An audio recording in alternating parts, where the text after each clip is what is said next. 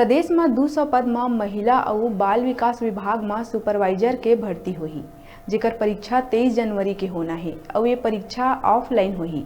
परीक्षा के दौरान कोरोना संक्रमण आउ झन बढ़ाए एला ध्यान में रखत व्यावसायिक परीक्षा मंडल ह परीक्षा बर केंद्र मन के संख्या बढ़ा दिए है, जेकर बर 16 जिला के मुख्यालय में कुल 941 केंद्र बनाए गए।